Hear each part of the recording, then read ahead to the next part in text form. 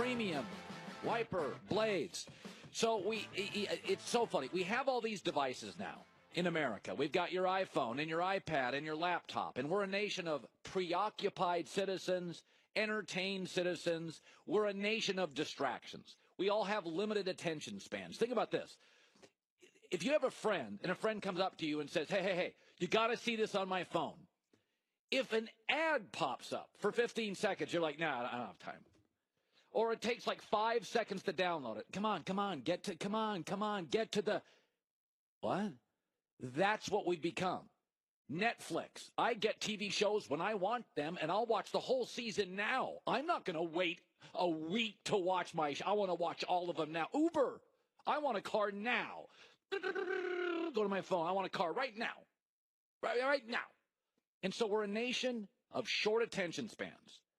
We're preoccupied. We're distracted. Read a newspaper. I want information on my term. I got to get to my phone and get to my story on my terms. Nobody's patient. Nobody takes a breath. Nobody enjoys the process. Nobody enjoys the process anymore. Just get me to the finals. I don't want anything. Charles Barkley, love him. Love to have him on the show once in a while. He's great. But you got to call these guys out. I called out Michael Jordan yesterday. I'm calling out Charles Barkley today, and I love Charles Barkley. But Charles Barkley's talking about NBA parity, and the NBA season starts tonight.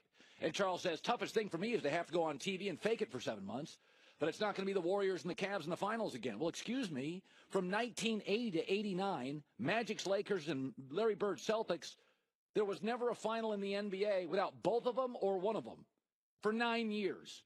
And that was the NBA's coming out party. Lakers and the Celtics dominated the league for 9 years. They were in the finals every year. We celebrated it. Michael Jordan's last 6 years playing a full season for the Bulls. They won it every year. Highest ratings ever. By the way, in the 70s, when 9 different teams won, lowest ratings ever. We are a spoiled nation. Think about the Chicago Cubs. The Chicago Cubs won the World Series. They already feel less special today. It took them 100 years to win a World Series, and now we're like, all right, kind of hope the Dodgers beat them. Half the country's like not into the Cubs now.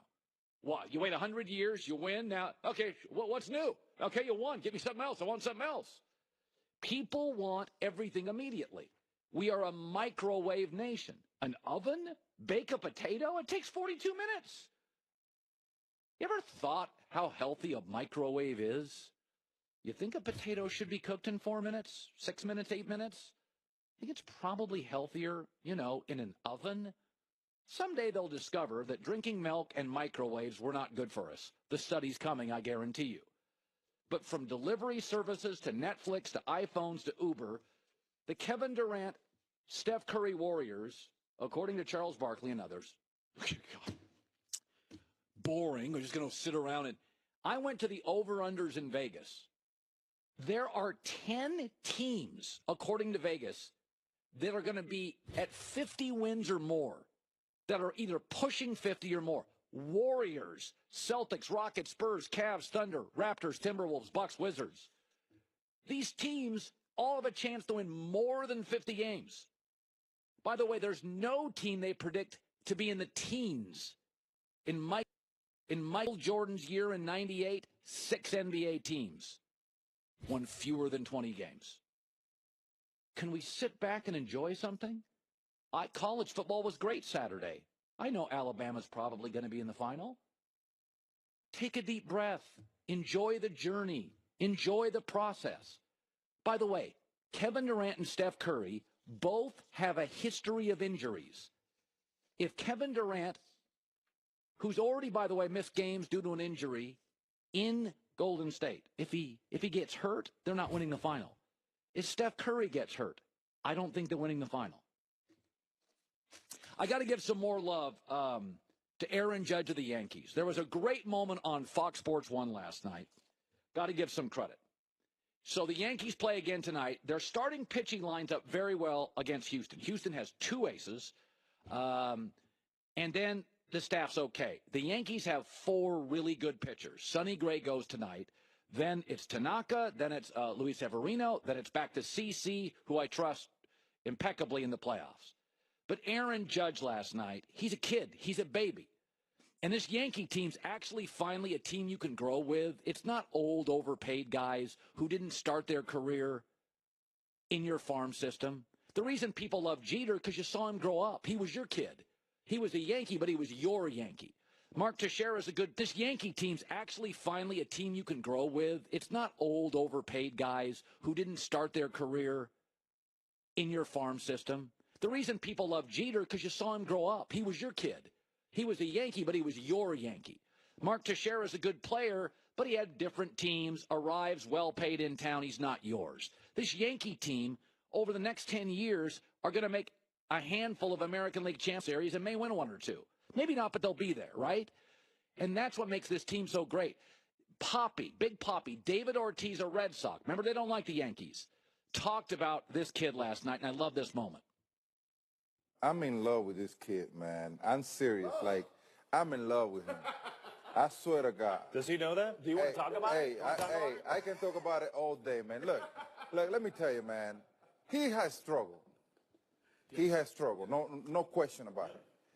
But the way he handled himself, his body language, the way he played that defense out there, man, for a young, talented kid, like you know that a lot of players, a lot of us take whatever we do at the plate, we take it to the field. And this guy is so young, and the way he handled the business, the way he is doing things, you got to give him so much credit. I'm cheering for you, man.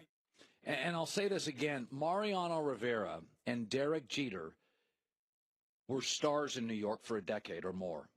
And they set this standard of decency and dignity and class. This is what happened with the Dodgers. Vin Scully was a broadcaster in this town for like 50 years.